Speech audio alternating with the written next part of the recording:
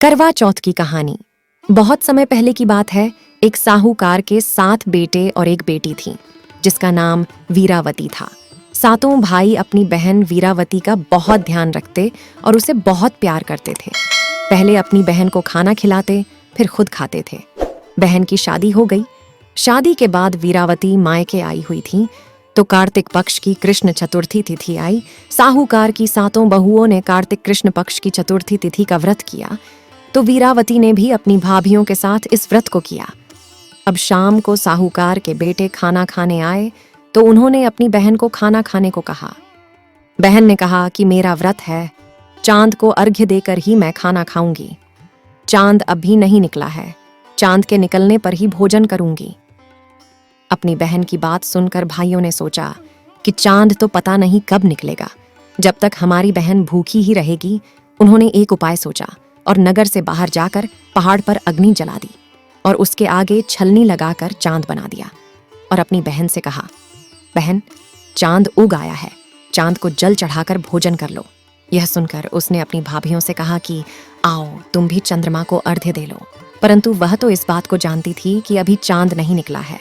उसके भाई उसे धोखे से अग्नि का प्रकाश छलनी से दिखा रहे हैं। उन्होंने वीरावती को समझाया परंतु वह बहुत भोली थी।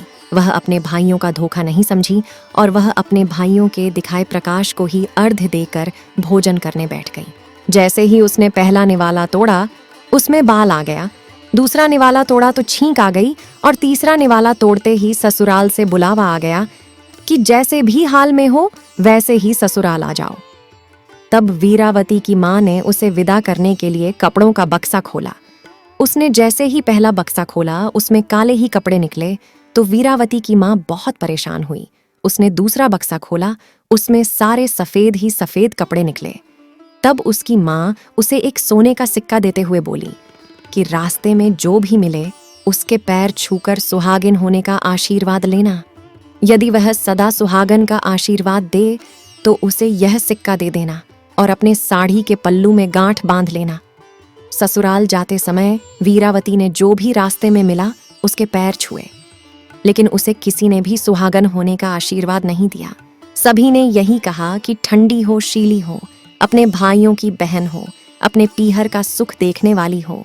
जब वह अपने ससुराल पहुंची तो घर के बाहर उसकी छोटी ननद खेल रही थी।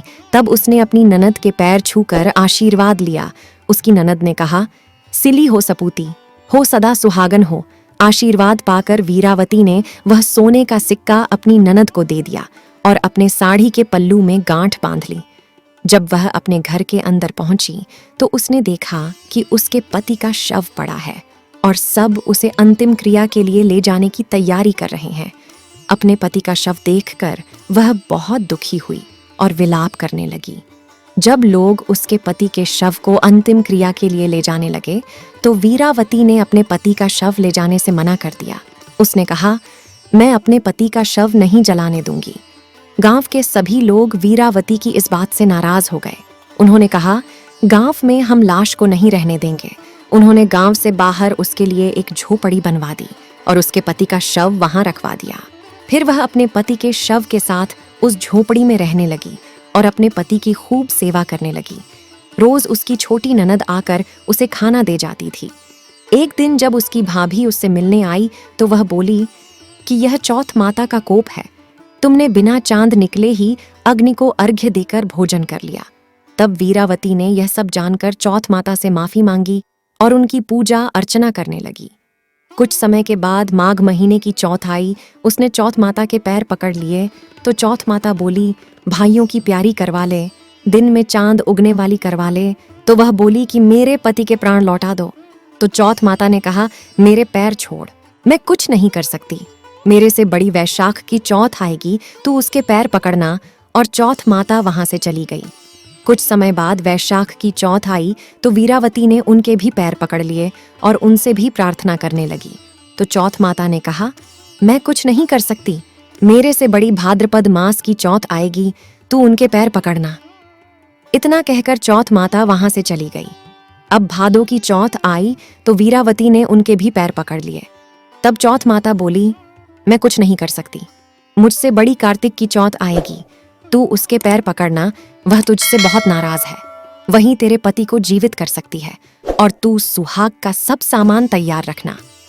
और इतना कहकर चौथ माता वहां से चली गई। अगले दिन जब ननद खाना लेकर आई तो वीरावती ने उसे सुहाग का सामान लाने को कहा।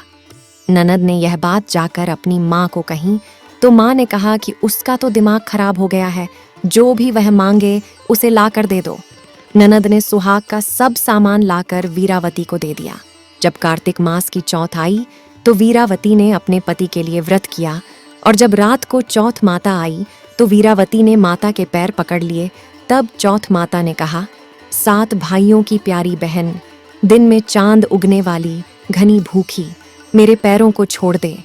वीरावती ने चौथ माता के पैर नहीं छोड़े और माता से अपनी भूल के लिए बार बार क्षमा मांगने लगी और कहने लगी कि मेरे पति के प्राणों को लौटा दो।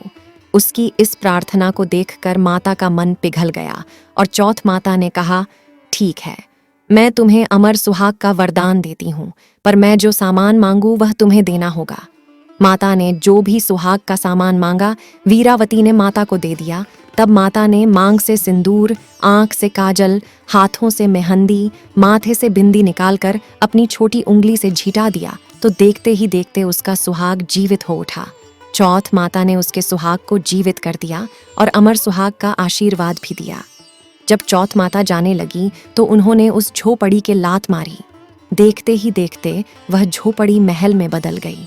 अगले दिन जब ननद खाना लेकर आई तो उसने देखा कि झोपड़ी तो वहां नहीं है, उसकी जगह एक महल है। तब उसकी भाभी बाहर आई और बोली कि यह झोपड़ी का महल बन चुका है और तुम्हारा भाई भी जीवित है। जाकर अपने घर वालों से कह दो कि गाजे बाजे के साथ हमें लेने आए। अपने भाई को जीवित देखकर ननद बहुत खुश हुई और फिर उसने जाकर अपनी माँ को बताया। यह सुनकर उसकी सास अपने परिवार वालों के साथ गाजे बाजे से उसे लेने गई और अपने पुत्र को जीवित देखकर बहुत खुश हुई और अपनी बहू के पैर छूने लगी। और बहू सास के पैर छूने लगी तो सास ने कहा, मैंने तो इसे पहले ही खो दिया था, यह तो तेरे ही कर्मों से जीवित है। बहू ने कहा, यह तो सब चौथ माता का आशीर्वाद है। चौथ माता जैसे आपने साहूकार की बेटी को अमर सुहाग का आशीर्वाद दिया, वैसे ही सबको अमर सुहाग का आशीर्वाद प्रदान करना। कहानी कहने वाले, सुनने वाले को आशीर्वाद देना। जय चौथ माता की।